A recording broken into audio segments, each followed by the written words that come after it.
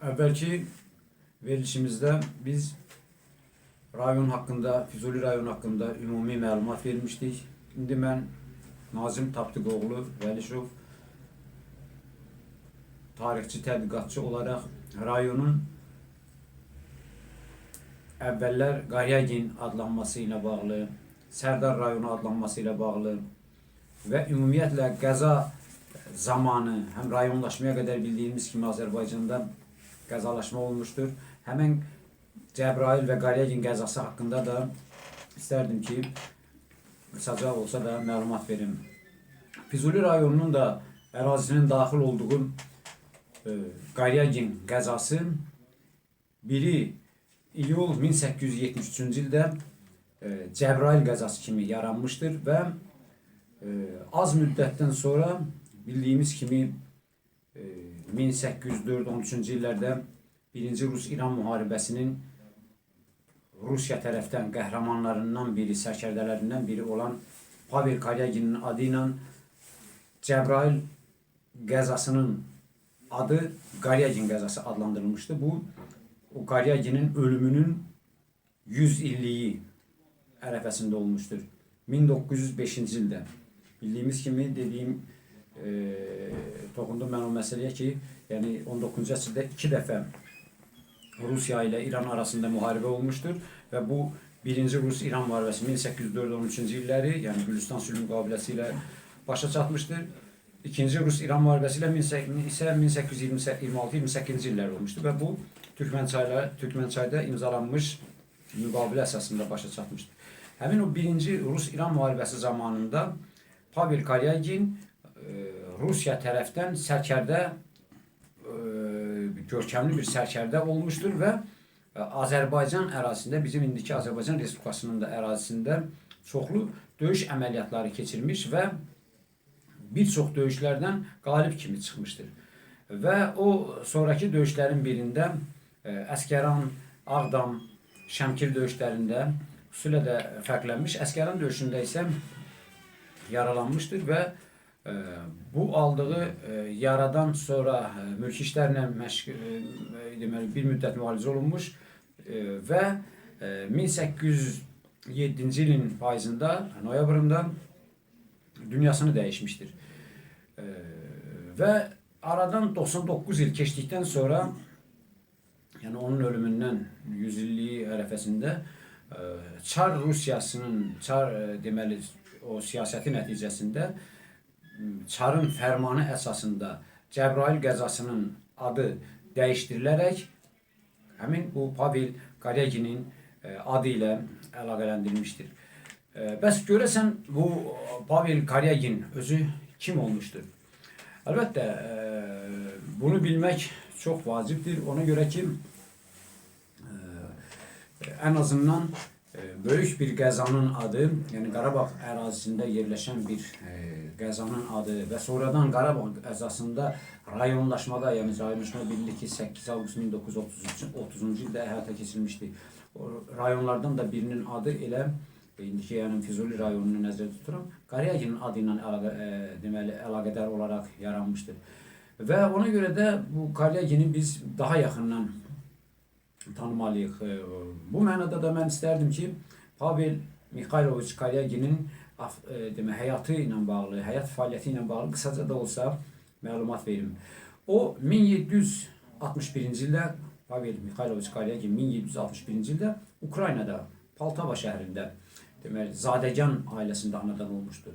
Və deyim ki, onun kifayət qədər, onun atası, anası kifayət qədər varlı, silkə mənsub olan bir nəsildən idi. Və 1778-ci ildə o hərbi məktəbi başa vurulub və 81-ci ildə bizdə indi rütbəcə deyilə praporşik vəzifəsinə yiyələnmişdi. Bundan sonra o ömrünün axıra qədər demək olar ki, hərbiyə bağlanmışdı. Və 1783-cü ildə bildiyimiz kimi Qafqazdakı o vəziyyətlə əlaqədar olaraq bu polk var, alay vardı, Yegor polku deyirlər. Həmin polkda xidmət eləmişdi. Və 1784 və 1791-ci ildə demək olar ki, 7 ilə yaxın bir müddətdə o Türkiyəyə qarşı Rus ordusunda döyüşmüşdür. Bunun tarixi sənədlər də artıq sübut eləyir. Və sonra biz görürük ki, hətta Rumyantsevin o təqdimatı əsasında, yəni onun təqdimatına əsasən o böyük Çinli bir zabit kimi, yəni mayor rütbəsinə qədər yüksəlmişdi və mayor rütbəsini də Rumyansevin təqdimatı əsasında almışdı. Və o çoxlu orden və medallara layiq görmüşdü. Məsələn, Georgi Xaç ordeni, biz bilirik ki, Çar Rusiyası zamanında ən böyük, deyək ki, ordenlərdən biri idi ki, o xidməti müqabilində hərbçilərə verilirdi və bunların birini də Georgi Xaç ordenində alanlardan biri də məhz elə Pavel Kalyagin olmuşdu. Və 1796-cı ildə Zubovun Azərbaycana yürüyüşü zamanı Kalyagin o yürüyüşdə Gəncədə, Şəmkirdə, Ağdamda, Gəncəbasarda, Şirvan ərazisində və digər yerlərdə hətta belə Dərbəndi götürsək, yəni Dağıstan ərazisində də, Bakıda da, Cənubu Azərbaycanın, indiki Azərbaycan Respublikasının cənub ərazisində də bir sıra döyüş əməliyyatları həyata keçirmişdi və demək olar ki, bu döyüşlərdə də əksər döyüşlərdə fərqlənmişdi. Yəni qalib gəlmişdi, qələbə çalmışdı. Və çox maraqlı bir faktdır ki, hətta Zubov Azərbaycandan o geri çağırılarkən Qarabağdakı hərbi hissəni məhz elə Kalyaginin özünə etibar eləmişdi. Deməli, görün, nə qədər Kalyagin Zubovun yanında da, hətta Zubovun yanında da, General Zubovun yanında da böyük hörmətə malik idi, hörmət qazanmışdı. Və demək olar ki, 1800-cü ildə artıq Qafqaz Ali Baş Komandanlığı tərəfindən Kalyagin polkovnik rütbəsinə qədər, rütbəsi ilə deməli, rütbəsinə təqdim olunur və həmin bu rütbəni alır. Və 19-cu əsrin ilk illərində, elə 1801-ci illərdə Kalyaginin Qarabağda, məhz Qarabağın özündə törətdiyi zülmlər artıq müxtəlif tarixi sənədlərdə əks olunmuşdur. Və İbrahim xanın, məsələn, İranda yaşayan oğlu Əbdülfəttah, bəzi mənbələrdə buna Abbas Mirzə kimi də göstərirlər. O 21 iyun 1805-ci il tarixdə Kalyaginin qoşunu ilə Əsgəran yaxınlığında döyüşü olubdur və bu döyüşdə Kalyaginin qoşunu məğlub olmuşdur. Və Kalyagin özü də ağır yaralanmışdır. Və Kalyagin bir müddət müalicə olunur və Gəncədə onun müalicəsi Gəncədə həyata keçirilir və Kalyagin sağalandan sonra Gəncədə bir neçə ay mülki işlərlə məşğul olur və bundan sonra hərbiyə də keçir, amma 17 mart 1807-ci il tarixdə yenidən Qarabağa, Şuşaya qayıdır və burada Kalyagin hərbi işlərini davam etdirir və çox keçmiş ki, çünki o ağır xəstə idi, 14 oktyabrda 1807-ci ildə bərk xəstələnir və 2 ay sonra dünyasını dəyişir, vəfat edir. Və maraqlı fakt bundan ibarətdir ki, aradan 99 il keçəndən sonra, dediyim kimi, bayaq mən qeyd elədim, həmin bu rayonlaşma olanda, yəni bu qəza adına 1905-ci ildə Çar fərmanı ilə qəza adına, Cəbrayıl qəzasının adı dəyişdirilərək, həmin bu Pavel Kalyaginin adı ilə Kalyagin qəzası verilir. Yəni bütün sahə, ərazi indi birbaşa artıq adlanır Kalyagin qəzası. Və bu rayonlaşmaya qədər də davam edir. Rayonlaşma başa çatandan sonra 30-cu ilin dediyim kimi 1930-cu ilin avqustun 8-də artıq rayonun adı olur deməli Kalyagin rayonu. Cəbrayıl rayonu isə burada demək başqa bir adla əvəz olunur. Və maraqlı bir detal bir də ondan ibarətdir ki, bu indiyə qədər bəzi sənədlərdə öz əksini tapmayıbdır və mən çox istərdim ki, bu məsələyə də münasibət bildirim. Kalyagin rayonu olarkən rayonumuzun adı bir müddət, cəmi bir il müddətində Sərdar rayonu adlanmışdır. Və onu da deyim ki, Sərdar rayonu partiya komitəsinin birinci katibi Əsədov Məhəmməd, rayon icraya komitəsinin, yəni Xalq Deputatlar Sovetinin sədri Əziz Nuriyev, onu Kərimbəlidən seçkidən gələrkən Seyyid-Əhmədli kəndi yaxınlığında tarixi sənədlərdən, daxildən də aydın olur ki, güllə ilə vurub öldürmüşlər, atla gələrkən seçkidən qaydırmış və Sərdar rayon milis idarəsinin rəisi də Əbdül Məmmədov olur, Qoçəhmədli kəndindən olan məşhur o Qoçəmədli kəndindən, Başevi kəndindən olan Əbdülməmməd olmuşdu. Bunların arayışlarda öz adı var. Amma məsələ burasındadır ki, 1 mart 1929-cu il tarixli, yəni Azərbaycan o Xalq Komissarları Sovetinin qərarı ilə yaradılmış bu ad Qaryagin rayonu adı dəyişdirilərək bir müddət Sərdar rayonu olmuşdu. Və amma bunun Çar Rusiyasının deyək ki, paytaxtı olan Moskvada, Petrogradda, ümumiyyətlə Rusiyada sonra biləndə ki, az müddətdə biləndə ki, o həmin rayonun adı dəyişdirilibdi və ona görə də onlar Qaryaginin adını dəyişdirilməsinə çox qəzəblənmiş və Qaryaginin adını bərpa etmişlər. Ona görə də Sərdar adını dəyişmiş və yenidən Qaryagin adı bərpa olunmuşdur. Və məsələ burasındadır, bu Qaryagin Sərdarla bağlı istəyərdim ki, və indi Qaryaginlə bağlı məlumat verdi, indi istəyərdim ki, Sərdar rayonu niyə adlanmışdı, onunla da bağlı məlumat verdi. Əslində, Sərdar rayonu Bünyat Sərdarovun adı ilə, yəni Bünyat Sərdarovun o soyadı ilə bağlıdır. Bünyat Sərdarov kim idi? Bünyat Mədətoğlu İbrahimov, yani sonradan görəcək ki, Sərdarov soyadını götürmüşdü.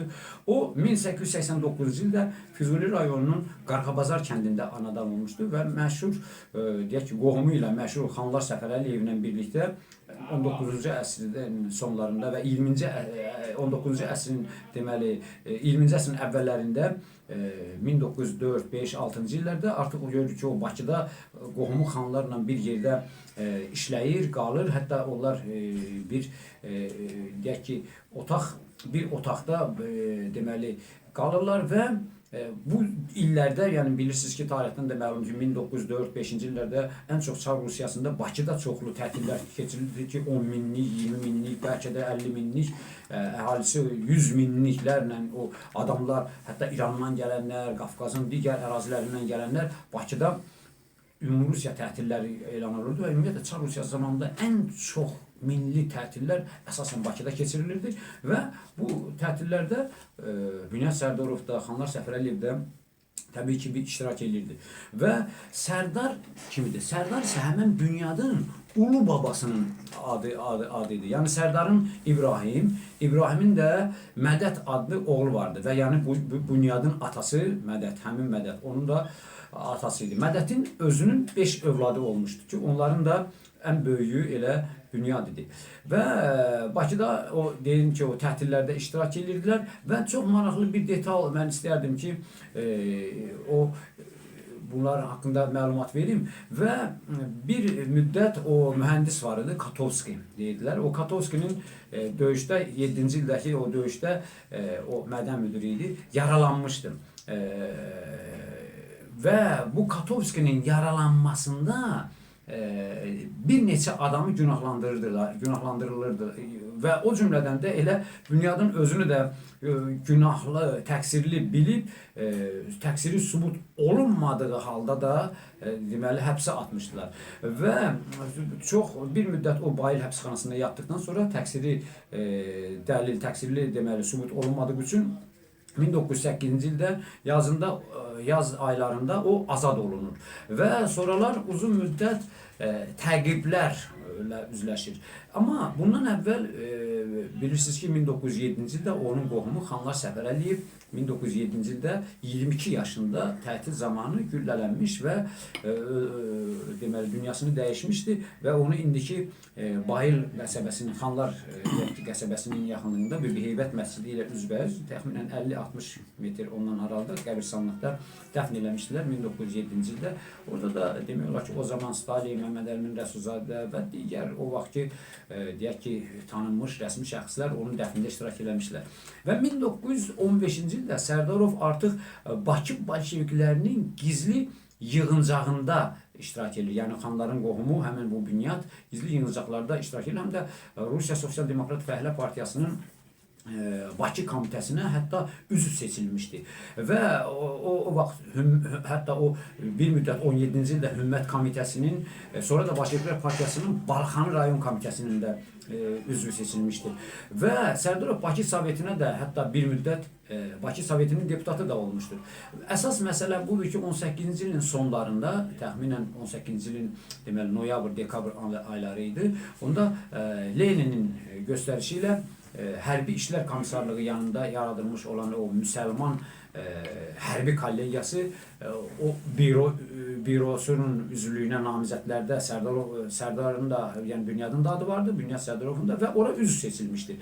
Və az müddət sonra deməli o rayon Rusiya Komünist Bolşeviklər Partiyasının o müsəlman təşkilatçılığı mərkəzi komitəsinin qərarı olur və bu qərar ilə o Petrograda gedir. İndiki Sankt-Peterburg şəhərinə, yəni keçmiş Sovetlər dövründə Leningrad olan o şəhərə gedir və sonra oradan Moskvaya qayıdır və orada 89-cu tarixdə o qərar vardı ki, hansı ki müsəlman hərbi hissələri təşkil etmək və bu da təbii ki müəyyən o siyasi məqsədlərə söykənən bir qərar idi və bu qərara əsasən Cənub sərhədinə ezam olunur.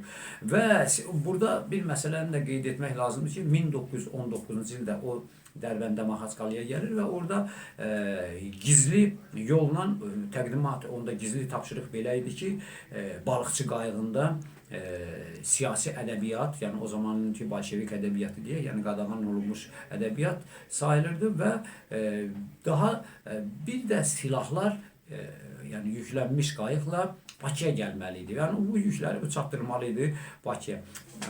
Deməli 1919-cu ildə o xüsusi tapşırığı yerinə yetirilməli idi və burada da məsələ belə qoyulurdu ki, o başqa bir adla keçməli idi. Ona görə də ona İbrahim Ataoğlu adlı adam deməli adına olan pasportdan istifadə olunur və o iş paltarı alır, yəni o pasportu və iş paltarını alıb gecə ikən balıqçı qayığında Həştərxandan Bakıya yola düşür və Çeçen adaları yaxınlığında, Xəzər dənizində Çeçen adaları yaxınlığında Ağqvardiyaçılar keşikçi o gəmisi tərəfindən saxlanılır və yaxalanandan sonra Bünyad çoxlu işgəncələrdən sonra güllələnərək dənizdə məhv edirlər. Onu öldürüb dənizə atmışdılar. Və məsələ burasındadır ki, bu hadisə olmuşdu 1919-cu ildə və onun ölümündən 10 il sonra, artıq biz bilirik ki, onun ölümündən 1 il sonra artıq Bolşeviklər hakimiyyətə gəlmişlər və onun ölümünün 10 illiyində 1929-cu ildə dediyim kimi Azərbaycan Xalq Komissarlar Sovetinin qərarı ilə, yəni həm də Mərkəzi İcra Komitəsi sonra görür ki, qərar ilə verilmişdi, deməli rayonun adı dəyişdirilərək olmuşdu Sərdar rayonu. Bayaq qeyd elədim. Və bundan sonra 30-cu ildə yenidən Kalyagin adı bərpa olunmuşdu və yəni bir il müddətindən sonra bərpa olunmuşdu və 59-cu ilin aprelin 2-sinə qədər rayonumuzun adı olmuşdur yenidən Kalyagin. Amma 59-cu ilin aprelində 2 aprel tarixində bizim dahi şairimiz Məhəmməd Füzulinin şərəfinə Füzuli adı verilmişdir. Ümumiyyətlə götürsək, Füzuli rayonunun ərazisi çox belə həm münbit torpağı ilə öyünə bilər, həm landşaftına görə, yəni ərazinin o belə deyək də müsbət və mənfi relyef formaları bildirən, yəni müsbət relyef formalarını biz qeyd edə bilərik ki, dağları, qayaları, təpələri, yüksəklikləri, mənfi relyef formalarını götürəndə isə qobu, çökəklik, dərələri, yəni bu landşaftda idi. Amma münbit torpağa malik olduğu üçün isə Azərbaycanın bütün rayonların arasında fərqlənir. Yəni doğrudan da Füzulinin torpağı, yəni Füzuli rayonunun ərazisi bütün kənd təsərrüfatı sahələri üçün çox yararlıdır. İstər taxılçılıq, istər üzümçülük, istər pambıqçılıq, tütünçülük, hər bir baramaçılıq, hər bir sahə. Məsəl üçün elə mən toxunardım burada, elə bunu dedikcə mən əməksevərlik, yəni əmək bahadırlarımızın, sosialist əmək qəhrəmanlarının sayını artıq mən burada deməyə bilmərəm. 31 nəfər sosialist əmək qəhrəmanı var Füzulidə. Bu o deməkdir ki, Azərbaycan rayonları içərisində birinci yeri tutur. Yəni heç bir rayonda bu sayda sosialist əmək qəhrəmanı fəxri adına layiq görülən ikinci bir rayon yoxdur. Və mən istərdim ki, elə yeri gəlmişkən bu sosialist əmək qəhrəmanlarının adını elə xronoloji ardıcıllıqla da çəkim, yəni soyadı olmaqla. Yəni hətta bunlardan biri Şamama Həsənova 2 dəfə sosialist əmək qəhrəmanı fəxri adına layiq görülür ki, bu da Azərbaycanda cəmi 2 nəfər qadındır. Biri keçmiş Qasım İsmailov, indiki Goranboy rayonunun əmək bahadırı olan sosialist əmək qəhrəmanı fəxri adına layiq görülmüş Bəsti Bağırova, Fəxri Xiyabanda, 1-ci Fəxri Xiyabanda uyuyur, Allah ona rəhmət eləsin.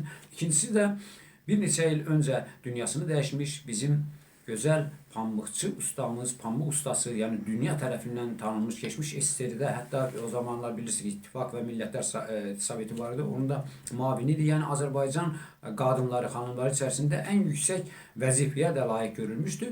Həm də 2 dəfə sosialist əmək qəhrəmanı fəxri adına layiq görülmüşdür ki, o elə 40 ildən artıq da hətta Füzuli rayonunun Araytılı kəndində 1 may kolxozu var idi. O 1 may kolxozuna sədri kimi, yəni 1 may kolxozunun rəhbərliyi eləyən ki, pambıqçı kimi dünya tərəfindən tanınır və qəbul olunurdu. Sosialist əmək qəhrəmanlarının sıralamasına gəlirsə, mən onların adını çəkmək istərdim. Abbasov Möhsün Nəsiroğlu, bu Əhmədallar kəndindən 1922-ci il doğumlu Əhmədallar kəndindəndir və deməli taxılçılıqda deməli özü bu özü pambıqçılıq sahəsində deməli göstərdiyi uğurlara, nailiyyətlərə görə sosialist əmək qəhrəmanı fəxri adına layiq görülmüşdür 1950-ci ildə. Nənə qız vardır, Rızay Babayeva, Babı kəndindən 1922-ci il təvəllüdlüdür. O 74,90 sentner məhsul götürdüyü üçün pambıqçılıq ustasıdır və pambıq ustasıdır. O pambıq əkin sahələrindən 74,90 o zaman çox böyük bir göstəricidir. Bu uğuruna görə ona sosialist əmək qəhrəmanı fəxri adı verilmişdir. Zibeydə Əhməd qızı Babayevanın adını çəkmək istərdim. 1906-cı il təvəllüdlü Mahmudlu. Bizdə 3 Mahmudlu kəndi var. Mahmudlu 1, 2, 3. O Mahmudlu 2 kəndindəndir. Və o 5 hektar sahənin hər hektarından 86,4 sentner pambıq məhsulu istehsal etdiyinə görə bu fəxri ada layiq görmüşdür. Surxay Mahmudoğlu Bəylərovun adını çəkərdim. Əhmədallar kəndindədir o da. Onu da qeyd edeyim ki, Əhmədallar kəndində çoxlu sayda sosialist əmək qəhrəmanları olmuşdur. Surxay isə 1913-cü il təvəllüdlüdür və o deməli həm aqronomudur və 47-ci ildə pambıqçılıq sahəsində yüksək əmək göstəricisine nail olduğu üçün bu fəxri ada layiq görülmüşdür. Qarakişi Əhmədov Əhlimanoğlu, deməli 1926-cı ildə o da Əhmədallar kəndindəndir və uzun illər o 28 aprel kolxozunda həm traktorçu, həm aqronom işləmişdir, həm də briqadir kimi fəaliyyət göstərmişdir. 70-ci ildən baş mexanik vəzifəsində işləmişdir. Sonra Həmail Behbud qızı Əhmədova, bu Horadiz kəndi var. Bizdə Füzuli rayonunda Horadiz adlı yaşayış məntəqəsi 3 dənədir. Yəni Horadiz okonim kimi 3 şəhərdir. Yəni qəsəbə Horadiz vardı, stansiya Horadiz vardı, kənd Horadiz vardı. Təbii ki, indi qəsəbə Horadizə şəhər statusu verilmişdi. Artıq 2007-ci ildən ora şəhər adlanır. Amma bu Həmail xanım özü kənd Horadizdəndir. Ona görə də mən bunu xüsusi vurğulamaq istəyirəm. O həm də 5-ci çağırış Azərbaycan İstihar Ali Sovetinin deputatı olmuşdu. Özü də axır son illər prezident təqaüdçüsü idi. Bundan sonra mən əslən elə Mahmudludan olan Bəndalı Əliyevi xüsusilə qeyd eləmək istərdim. O da yüksək əmək göstəricisi əldə etdiyinə görə sosialist əmək qəhrəmanı fəxri adına layiq görülən çox dəyərli insanlardan, yəni Füzulilərin əmək bahadırlarından biridir. Bundan başqa Hacı Hacıyevin adını çəkərdim. O 1913-cü ildə Pirəmədli kəndində anadan olmuşdur. Sosialist əmək qəhrəmanları sırasında Hacı Hacıyevin xüsusi rolu var. Çünki o 34-77-ci illərdə rayon torpaq sahəsinin o üzrə baş aqronom vəzifəsində idi. Sonra müdiri də olmuşdu və rayon müxtəlif vəzifələrdə işləyib. Rayon İcra Komitəsinin sədri, Azərbaycan Səhət Kənd Təsərrüfatı Nazirliyinin Bitkiləri Mühafizə Şöbəsinin baş aqronom və digər vəzifələrdə. Hətta o 4-cü çağırış Azərbaycan İstihar Ali Sovetinin deputatı da olmuşdu. Badam vardı bizdə. Badam Əziz qızı Hacıyeva. O da sosialist əmək qəhrəmanları sırasındadır. O 87,67 sentner məhsuldarlıq baxımının çox yüksək o göstərici əldə etdiyinə görə bu fəxri ada layiq görülmüşdür.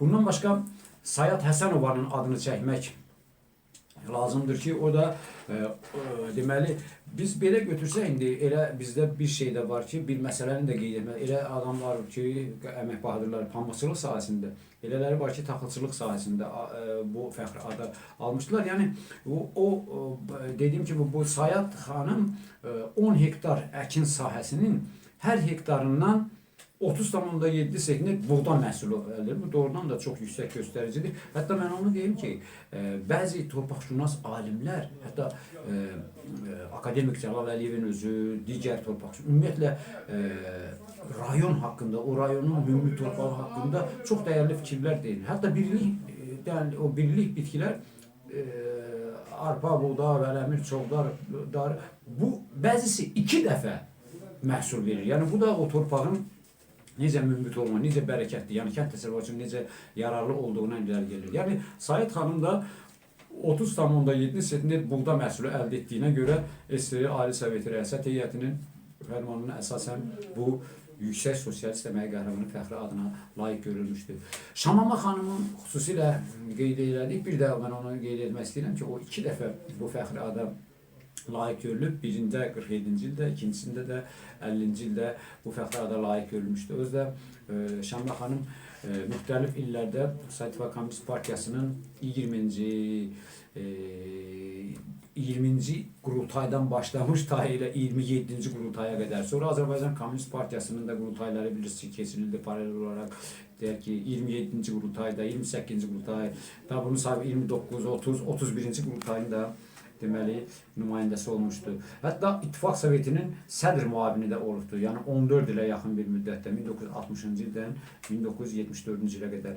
Sonraki sosialist əmək qəhrəmanı sırasında Məlikə xanım Hümbətovanın adını çəkərdim ki, Məlikə xanım da bizdə bir neçə demək ki, təsərrüfat rəhbərləri vardı. Onlardan da Füzuli rayonunda Qızıl Ordu, Musa Bəyev, Varaşilov adına ait, sonra Bir May kolxozunda manga başçısı olmuşdu. Sonraki o 68-də o axırıncı dəfə Əsədov adına kolxoz vardı. Bu Əsədov adına kolxozun manga başçısıydı və həmin dönəmdə 1949-cu ildə ona 6 hektar sahə verir və hər hektardan 80,2 sentner məhsul əldə etmişdi və ona görə də bu yüksək göstəriciyə görə ona da fəxri sosialist əmək qəhrəmanı adı verilmişdi. Sonra Qardaşxan Hüseynovun adını çəkmək olar ki, Qardaşxan Hüseynov özü Molla Məhərrəmli kəndində, Molla Məhərrəmli kəndi həm də elə coğrafiyasından da deyim ki, Horadiz şəhəri, indiki Horadiz şəhəri, yəni keçmiş Horadiz qəsəbəsi yaxınlığında 2 kilometrində yerləşir. Araz çayının sol sahilində yerləşən bir kənddir və orada həmin Qardaşxan Hüseynov da həmin kəndin ərazisində o vaxt indi belə götürək müxtəlif vəzifələrdə işləyibdi. Həm Lenin ordeni, həm Lenin kolxozu, həm Bir May kolxozu. O Bir May kolxozu da o zamanlar həm sonra görür ki, biz artıq Şamma xanımın elə rəhbərliyi elədiyi bir kolxozdur. 47-ci ildə pambıqçılıq sahəsində Qardaşxan çox yüksək əmək göstəricisi əldə etdiyinə görə 48-ci ildə, yəni bir il sonra fəxri sosialist əmək qəhrəmanı fəxri adına layiq görülmüşdür. Sonra Əliyar Quliyevin adını çəkərdim ki, o özü də Əhmədallar kəndindəndir və 1947-ci ildə pambıqçılıq sahəsində yüksək əmək göstəricisine nail olduğu üçün sosialist əmək qəhrəmanı fəxri adına layiq görülmüşdür. İsa Mehdiyevin adını çəkmək lazımdır və İsa Mehdiyev özü Füzulinin lap yaxınlığında, demək olar ki, 2 kilometrlik məsafəsində, şimal hissəsində yerləşən Köndələn çayının sol sahilində qərar tutan Dövlətyarlı kəndindəndir və Dövlətyarlı kəndi bilirsiniz ki, o zaman Telman adına safxozun deməli ərazisi hesab olunurdu və o briqadir işləyirdi o zaman orada və taxılçılıq sahəsində yüksək əmək göstəricisine nail olduğu üçün sosialist 48-ci ildə sosialist əmək qəhrəmanı fəxri adına layiq görülmüşdür. Hüseyin Mehrəliyevin adını çəkərdim. Babı kəndindəndir. Mehrəliyev 1907-ci il doğumludur və o 49-cu il pambıqçılıq sahəsində yüksək əmək göstəricisine nail olduğu üçün sosialist əmək qəhrəmanı fəxri adına. O özü 2 dəfə Lenin ordeni və digər ordenlərə demək layiq görülmüşdür. Sonra Mühsün Məhərrəmovun adını çəkmək lazımdır ki, o Horadiz kəndi, bayaq dedim, Horadiz 3 dənə Horadiz, stansiya, qəsəbə və Kənd Horadiz. O Kənd Horadiz'dəndir Mösyö Məhrəmov və yüksək əmək göstəricisi 49-cu ildə pambıqçılıq sahəsində göstərdiyi üçün bu fəxri ada layiq görülmüşdü. O zaman Horadiz kəndi, onu da deyim ki, Rusiya kolxozu adlandırılır. Yəni Rusiya kolxozu Horadiz kəndi Azərbaycan Füzuli rayonunda demək ki, ən çox ərazisi olan kəndlərimizdəndir. Ona görə də Rusiya kolxozu daha çox məhsuldarlıq baxımından və torpağın elə münbütlüyünə görə çoxlu pambıqçılıq, həm də taxılçılıq sahəsində əmək göstəriciləri layiq olan deməli qəhrəmanlar, əmək bəhadırları yetirmişdi ki, onlardan da biri Mösyö Məhrəmovdur ki, o da bu fəxri ada 1950-ci ildə layiq görülmüşdü. İmaş Məmmədovun adını çəkərdim. İmaş Məmmədov Füzuli şəhərinin 3 kilometrliyində qərar tutan Aybasanlı kəndindəndir. 1908-ci ildə doğulmuşdur və pambıqçılıq sahəsində yüksək əmək göstəricilərinə nail olduğuna görə 1948-ci ildə Sosialist Əmək Qəhrəmanı fəxri adına layiq görülür. O həm də 2-ci çağırış Azərbaycan Əsir Ali Sovetinin deputatı və 2 dəfə də Lenin ordeni və digər şərəf nişanı və digər orden və medallarla təltif olmuşdu. Sonra biz ləqəbi Asiya, Geroy Asiya deyilən bir xanımın adını çəkmək istərdim ki, Asiya xanım Məmmədova əslən Dövlətyarlı kəndindəndir. 1928-ci il doğumludur və Asiya xanım elə bil ki, barama təsərrüfatının da demək idarəsinin müdiri işləyibdir. Yəni bu sahədə çox böyük əmək göstəriciliyindən, yəni 47-ci ildə həm taxılçılıqda da bunu qeyd eləmək olar. Yəni taxılçılıq sahəsində çox yüksək əmək göstəricisine nail olduğu üçün bir il sonra 48-ci ildə Sosialist Əməyi Qəhrəmanı fəxri adına layiq görmüşdür. Onun özdə şərəf nişanı və digər ordenləri də vardır. Aristə xanım Mirzəyevanın adını çəkmək çox elə bilirəm ki, yerinə düşərdi. Aristə xanım özü əslən Mahmudlu kəndindəndir. 1917-ci il doğumludur və 87 tam %27 seçilir. O zamanlar üçün böyük deyək ki, əmək göstəricisi hesab olunurdu ki,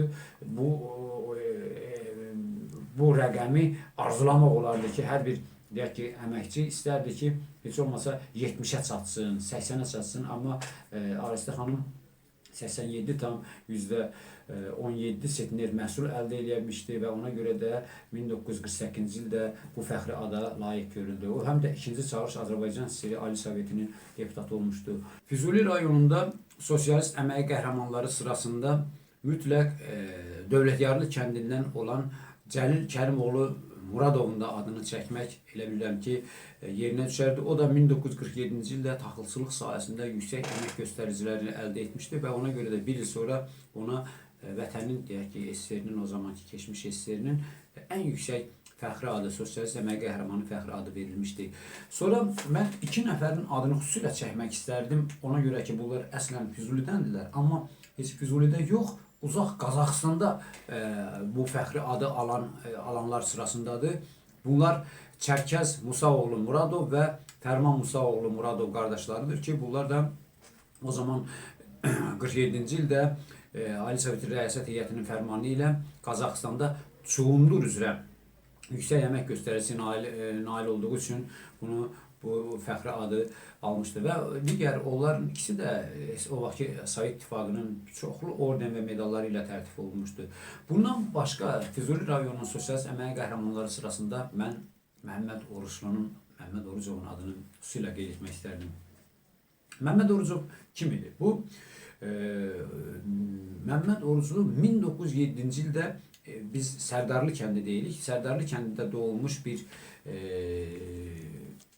əsl ziyalı idi. Yəni bu adam sonra görəcək ki, mən ziyalı ona görə deyirəm ki, bir çox bizim qəhrəmanlarımız, Sosialist Əmək Qəhrəmanları taxılçılıqdan, pambıqçılıqdan, digər sahələrdən, təsərrüfatdan gəlirlər yəni. Amma həm də Məhəmməd Oruclu bir çox vəzifələrdə, yəni müxtəlif rayonların partiya komitəsinin birinci katibi vəzifələrində işləyib. Bizdə belə adam ikidir, yəni Azərbaycanda çox az adama müəssər olur ki, yəni birinci katib işləyəsən, amma Sosialist Əmək Qəhrəmanı fəxri adına layiq görülərsən. Bizdə isə xoşbəxtlik o sarıdan ki, həm Məhəmməd Oruclu kimi, həm də Rüstəm Səfərəliyev kimi belə ziyalılarımız var ki, rayon partiya komitələrinin müxtəlif rayonlarda işlərinə görə onlar o gözəl deyək ki, o rəhbərlik funksiyalarına görə, həm də bir məsul vəzifədə çalışan bir ziyalı olaraq bu yüksək fəxri ada layiq görülmüşlər. Məhəmməd Uruslu özü Xalq Maarif şöbəsinin müdürü vəzifəsindən, Füzuli rayon Xalq Maarif şöbəsinin vəzifəsindən ta rayon partiya komitəsinin birinci katibi, Ağdam rayon partiya komitəsinin birinci katibi, sonra Jdanov rayonu deyirlər o zaman, indi Beyləqan rayonudur. Beyləqan rayon partiya komitəsinin birinci katibi, sonra Azərbaycan Kommunist Partiyasının mərkəzi komitəsində o vaxt belə bir vəzifə, kənd təsərrüfatı müxtəlif şöbələri var idi. İndi deyirlər çoxundur və digər şöbələr. İndi həmin o şöbələrin birində uzun illər rəhbər vəzifələrdə də işləmişdi. Və 1947-48-ci illərdə Beyləqan rayon partiya komitəsinin birinci katibi vəzifəsində işləyərkən rayonda iki sahədə, həm pambıqçılıqda, həm də taxılçılıqda çox yüksək əmək göstəricilərinə deyək ki, əldə etmişdi, əmək göstəricilərinə nail olmuşdu və buna görə də o zaman İsrail Ali Sovet Rəiyyət Heyətinin fərmanı ilə ona sosialist əməyi qəhrəmanı fəxri adı verilmişdi. Və bunlardan başqa biz Gülzar xanımın, Rüstəmova Gülzarı nümunə göstərə bilərik ki, o əslən Molla Məhərrəmli kəndindəndir və 48-ci ildə bu yüksək ada sosialist əməyi qəhrəmanı fəxri adına layiq görülmüşdür. Havva xanım Abbas qızı Rızayevənin adını göstərmək istərdim və o da pambıqçı idi və pambıqçılıq sahəsində 47-ci ildə çox yüksək göstərici əldə eləmişdi. Hətta 2 dəfə Lenin ordeninə və digər orden və medallar, bilirsiniz ki, o zaman Lenin ordeni, Qırmızı Əmək Bayrağı ordeni, Şərəf Nişanı ordeni almaq hər adamın işidir. Ancaq arzulayardı, əməkçiləri nəzərdə xüsusilə onlar istəyərdi alsınlar bu yüksək ordenləri və 2 dəfə Lenin ordeni almışdı Havva xanım. Rüstəm Səfərəliyev xüsusilə qeyd olunmalıdır, çünki onu Azərbaycanda demək qurucu bir adam kimi, katib kimi tanıyırdılar. O 1909-cu ildə Bolşeviklər kəndi, o Sovetlər dönəmində xüsusilə mən bunu qeyd etməsəm, Bolşeviklər kəndi sayılan Qoçəhmətli kəndində dünyaya gəlmişdi və 48-ci ildə dövlət kənd təsərrüfatı məhsullarının istehsal və satışının yerinə yetirilməsində çox yüksək əmək göstəricisi əldə etmişdi və buna görə də o zaman bir il sonra bilirsiniz ki 1949-cu ildə ona sosialist əmək qəhrəmanı kimi yüksək fəxri ad verilmişdi. O özü SOVKP-nin 19-cu, 20-ci, 24-cü, 26-cı və Azərbaycan Kommunist Partiyasının 18 və 30-cu qurultaylarının nümayəndəsi olmuşdu və hətta Ali Sovetin 1-ci, 5-ci və 7-ci, 10-cu çağırışlarının da deputatı olmuşdu. Yəni indi biz Milli Məclis üzvü deyirik, o zaman deputatlar deyildik. 4 dəfə Lenin ordeni almışdı. Qırmızı Əmək Bayrağı, Şərəf Nişanı və digər ordenlərini almışdı. Yəni bir var əməkdə alasan, bir də var ki katib vəzifədə işləyəsən. Bunu iki qat məsul, yəni bunu hər deyək ki katibə, indi bizdə 66 rayon var, indi o zaman təbii ki bu bir neçə vahid azdır. Amma çox bir əlin, iki əlin barmağı sayda göstərmək olar ki, belə yüksək göstərici əldə edilən katiblərə belə fəxri adlar verildi. Ceyran xanım Səfiyevanın adını çəkərdi, Muxtar qızı, bu Dövlətyarlı kəndindəndir. Qırmızı Oktyabr kolxozunda Van qabaqçı işləmişdi. O 47-ci ildə 10 hektar sahənin hər hektarından 30,55 sentner taxıl məhsulu əldə etdiyinə görə bu fəxri ada layiq görülmüşdü 48-ci ildə. Nüsrət Sərkarovun adını çəkərdim, Əhməd Allar kəndindən.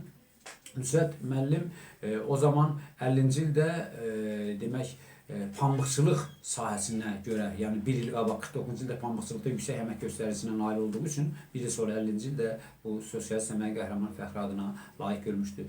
Gülüş Sərkarovanın adını çəkərdim, bu Əhməd Allar kəndindəndir. 26-cı il doğumludur. O vaxt 28 aprel kolxozu vardı. Bu Füzulinin 28 aprel bu Əhməd Allar kəndini ərazisini əhatə edildi. O zaman çox yüksək bir göstərici əldə eləmişdi. O 6 hektar sahənin hər hektarından fantastik bir rəqəm 94,56 sentner məhsul, yəni o pambıq məhsulu əldə etdiyinə görə bir il sonra 48-ci ildə bu fəxri ada layiq görülmüşdü və eləcə də Qırmızı Əmək Bayrağı ordeni ilə təltif olunmuşdu. Şamil Mikayıloğlu Tağıyev vardı ki, o 11-ci ildə Əhməd Allar kəndindən kəndə doğmuşdu və o 1963-81-ci ildə demək olar ki 18 ilə yaxın bir müddətdə Sumqayıt Alüminium zavodunda da elektrozçu işləmişdi və 49 ildə maraqlı burasıdır ki, pambıqçılıq sahəsində çox yüksək əmək göstəricisine nail olmuşdu və buna görə də 1950-ci ildə ona sosialist əmək qəhrəmanı fəxri adı verilmişdi. Yəni mən bu 31 nəfərin adlarını ona görə ad çəkmək fikrinə düşdüm ki, 1993-cü ilin avqustun 23-də Füzuli erməni işğalçı qüvvələr tərəfindən, yəni erməni hərbçiləri tərəfindən işğal olundu. Amma bütün Füzulilər o zaman, yəni Füzuli şəhəri və demək olar ki 78 kənddən, indi bilirsiniz ki 52-si ermənidədir, o cümlədən də Füzuli şəhəri erməni işğal altındadır və Füzulilər köçkün düşdülər, məcburən öz yurtlarından didərgin düşdülər. Bugün Füzulilər məmləkətimizin, Azərbaycan Respublikasının 55-56 rayonunda məskunlaşıblar və köçkün həyat yaşayırlar. Təbii ki, bu ağırdır. Amma mən nəyi demək istəyirəm? Niyə bu sosialist əmək qəhrəmanlarının adlarını çəkdim? Ona görə ki, onların bugünkü Füzulilər dünənki əcdadlarının keçdiyi yolu bugün də davam etdilər. Onlar hər harda məskunlaşıblarsa, orada müxtəlif əmək deyək ki, sahəsində çalışırlar və öz əməklərinin, öz zəhmətlərinin haqqını yeyirlər. Onlar deyim ki, işlək olduqlarını qaçqınçılıqda da, yəni köçkünçülükdə də göstərirlər. Bu mənada elə bilirəm ki, Füzulilər tam mənada, özüm Füzuli olduğu üçün demirəm, bu aydın məsələdir ki, bu sözlərimin həqiqət olduğunu müxtəlif infrastrukturlar da baxırlarsa hamısı təsdiqləyərlər. Yəni mən də fəxr edirəm ki, bizim Füzuli cəmaatı bax belə işlək olmuş, indi də işlək əməksevərdilər, zəhmətsevərdilər, öz zəhmətləri hesabına yaşamağı, öz zəhmətləri hesabına çalışmağı xoşlayırlar və doğrudan da o işləməyən, işləməz ifadəsi elə bilirəm ki, bəlkə də elə Füzulilər üçün doğrudan da bir aforizm kimi, yəni hikmət kimidir. Bəlkə də bu məntiq elə Füzulilər üçün yaranmışdı. Əgər belə deyərdim mən bunu. Çünki oluram müxtəlif rayonların ərazilərində.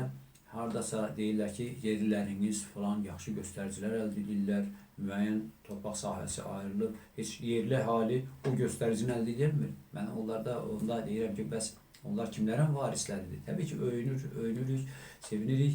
Füzulilərin, əslən Füzulidən olan təsərrüfat işçiləri, müxtəlif o məcburi köçkün, amma başqa sahənin də adam olsa, indi də bu məcburiyyətdən olub, yəni deyir, elinə gələn əla toy bayramdır. Təbii ki, heç kim istəməzdi müharibə olsun, heç kim istəməzdi öz doğma illərlə, 10 illərlə yaşadığı ərazini, kəndi, şəhəri tərk etsin. Amma ağırdır dünyanın siyasəti yükü deyənlər, görünür, hardasa haqlıdırlar. Bu da bir siyasət idi ki, biz Füzulilər də onun qurbanı olduq. Amma bu da pessimistə qapılmağa əsas verməməlidir. Niyə? Ona görə ki, bugün Füzulilər bilirsiniz ki, 93-cü ilin avqustun 23-də işğal olunduqdan sonra, az sonra, bir neçə ay sonra digər kəndlərdə, hətta Horadiz qəsəbəsi də, stansiyası da erməni işğalçı qüvvələri tərəfindən işğal olundu. Oktyabrın 23-24-də və Arazqırağı kəndlər işğalından sonra bir neçə ay sonra 1994-cü ilin elə yanvarındaca 4 yanvardan 5-nə yanvara keçən gecə artıq çox gözəl bir əməliyyat hazırlandı və bu Azərbaycan hərb tarixinə mən deyərdim ki, qızıl hərflərlə yazılan bir tarixdir ki, 5 yanvar əməliyyatı başladı və az müddət içərisində 21 kənd, ikisi Cəbrayıl rayonundan, Cocuq Mərcanlı və Mehdili kəndi, 19-u isə Füzuli rayonunun kəndləridir ki, yaşayış məntəqələridir ki, bunlar düşmən caynağından azad oldular. Bu kəndlərin sırasında mən Böyük Bəhmənlini, Molla Məhərrəmli, Kərim Bəylini, Araz Yağlıbəndi, Şükür Bəyli, Alxanlı, öz Alxanlı Azərbaycanda ən uzun kəndli, 12 kilometrdən çox sahəsi var, hətta 3 yerə bölünür, orta, yuxarı, aşağı Alxanlı və Qarabağ kolxozu deyirlər, orada da yaşayış məntəqəsi vardı, o məntəqədə düşmənlə azad olundu. Sırayla gəlsək, indi Böyük Bəhmənlidən bu yana gəlsək, Araz Yağlıbənd, orada indi biz görürük ki, Araz Yağlıbənddən sonra o sırada Babını, Arayıtılını, Molla Məhərrəmli kəndlərini, qəsəbənin özünü biz Horadiz qəsəbəsini, ondan sonra Horadiz qəsəbəsindən Cəbrayıl istiqamətinə keçsək görürük ki, Qazaxlar, Əhmədalılar, Mirzə Nağılı kəndləri, bunların hamısı indi bizdədir və bunlar orada yaşayış var və mən deyim ki, işğaldan azad olmuş elə bu yaşayış məntəqələrində 60 minə yaxın adam yaşayır. İndi mən Bala Bəhmənli, Əhməd Bəylini, Araz Zərgər Dilağarda və Kür Mahmudunu da, yəni o zaman heç cəmi 9 kənd qalmışdı ki, 93-cü ilin axırlarına mən doğru deyirəm. O kəndlərin üstünə gəlsək, 70 mindən çox Füzuli bugün doğma yurtda, yurt yuvalarında yaşayırlar. Yəni bu da onun göstəricisidir ki, ərazisinin, deyək ki, o zaman biz Füzulinin 139 min hektar ərazisi var. Bu kvadrat kilometrindən 1386-dan çox elir. Yəni 1390 kvadrat kilometrə yaxın bir ərazidir ki, və bunun da demək olar ki, 800 min kvadrat kilometrindən artıq bildik ki, ermənidədir və çox az bir ərazidə, yəni təxminən 550 kvadrat kilometr ərazidə yaşayış var. Bilirsiniz ki, bu ferzolaqlarda yaşamaq biraz çətindir. Yəni ən azından 1 kilometr, yarım 2 kilometr məsafədə yaşayırlar. Amma ümid var, ümid sonda ölür və nə yaxşı ki, deyirlər ki, ümid sonda ölür. Bir şairimiz var bizim, Allah rəhmət eləsin, Tofiq Bayram. Yeri gəlmişkən onun bir yaxşı şeir bənd yadıma düşdü, deyir. Soysa ürəyim köksümün altda, inamın oduyla mən yanmalıyam. Ömür sürürəmsə mən bu həyatda, kiməsə, nəyəsə inanmalıyam. Biz Füzuliləri o inam, o ümid yaşadır ki, biz yaxın gələcəkdə öz doğma torpaqlarımıza qayıdacağıq. Təbii ki, müharibə nə deməkdir? Müharibə ölümdür, qandır. Müharibə anaların övladsız qalmaqlıdır, oğulsuz, uşaqsız qalmaqlarıdır.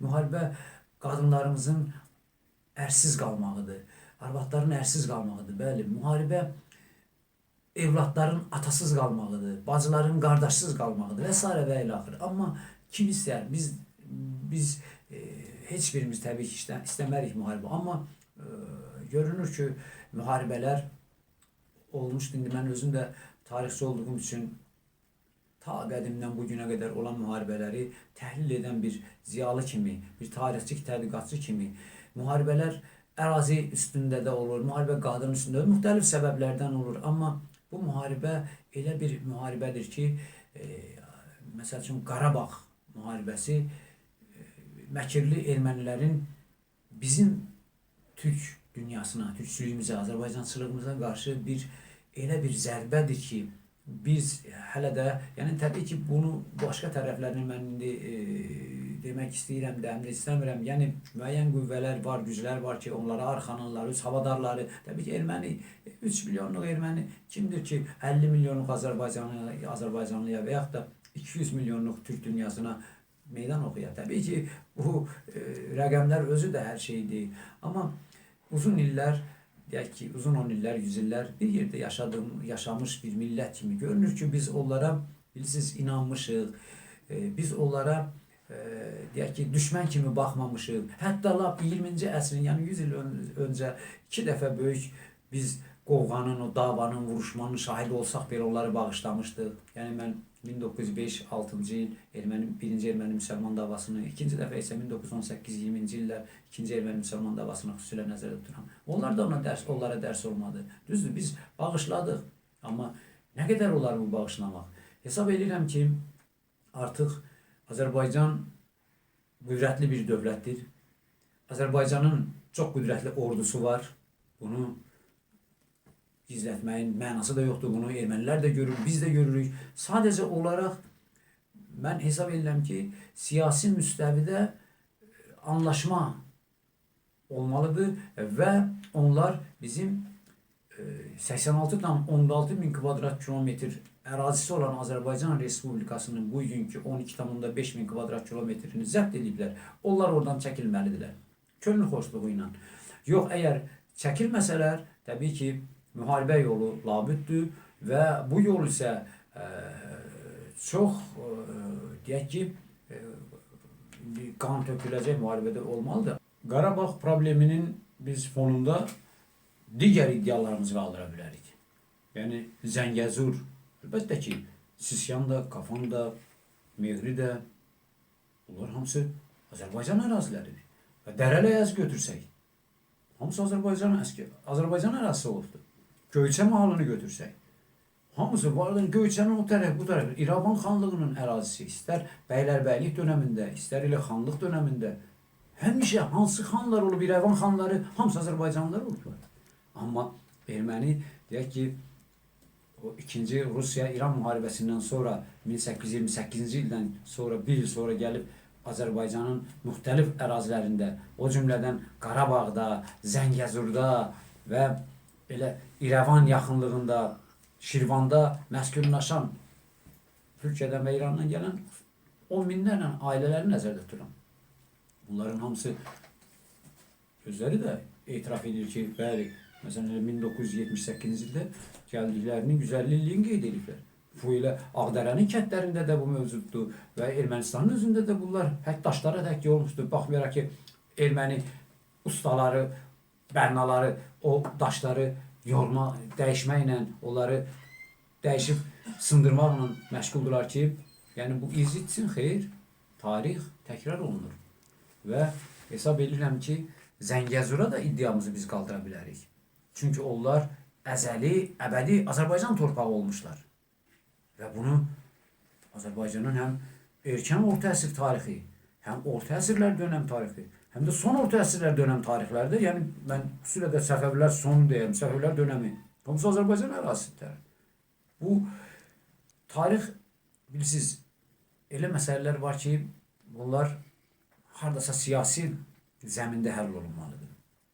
Amma mənə elə gəlir ki, ermənilər artıq dərk edirlər, başa düşməlidirlər. Çünki onlarda həyat yoxdur. Məsələn üçün, biz Füzuli rayonunun timsalında bunu deyərək. Çünki mən əslən təkcə, məsələn, mən özümü deyim ki, Füzuli rayonundan olduğum üçün öz rayonumu deyim.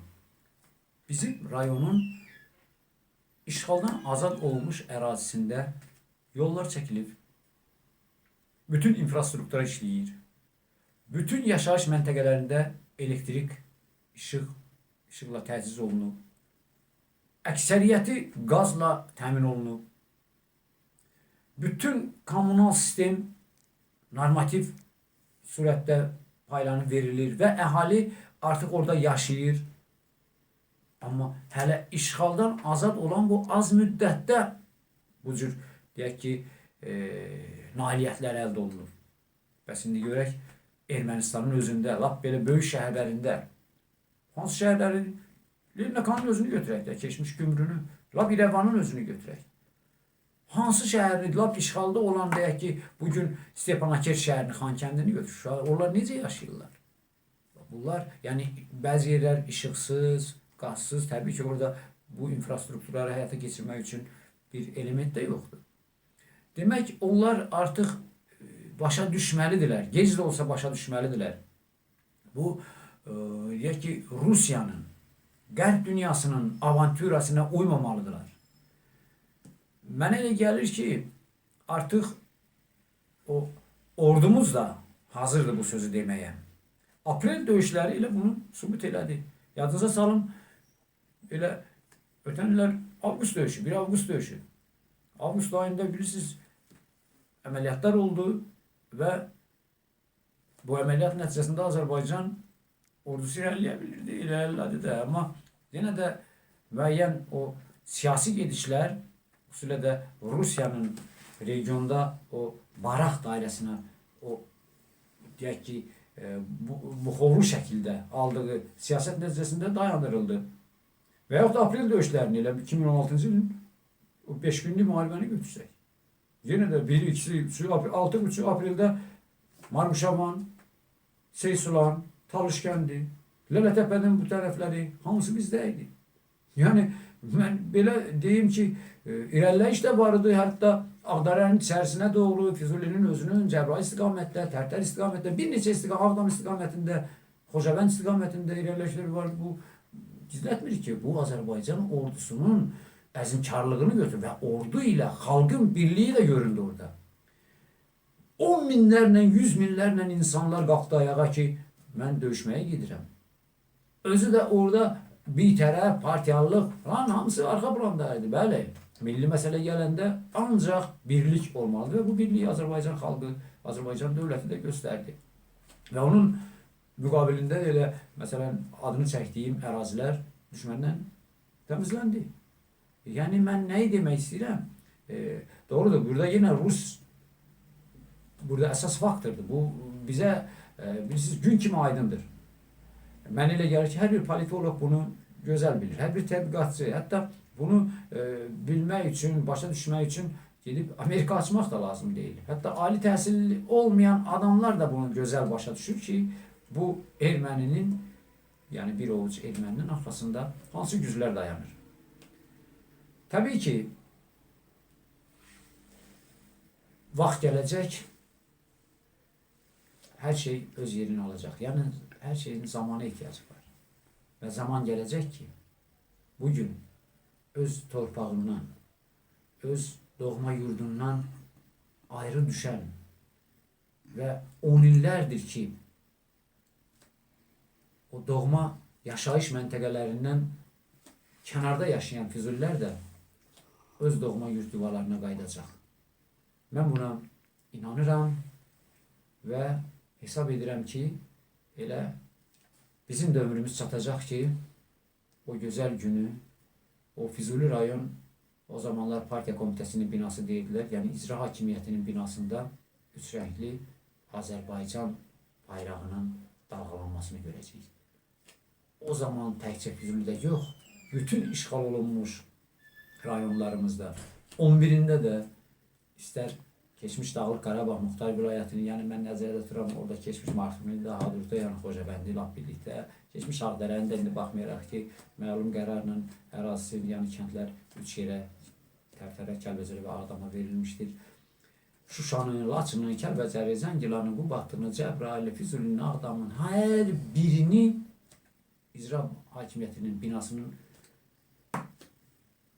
yüksəkliyində Azərbaycan bayrağı dalğalanacaq. Və nədənsə biz indi bunu arzuluyuruq, bunu yuxularımızda görürük, amma bu yuxular gerçəkləşəcək. Və mən bu arzuyla da hələlik bu ikinci verilişimizi də bitirmək istərdim. Sağ olun, gələn görüşlərə dək.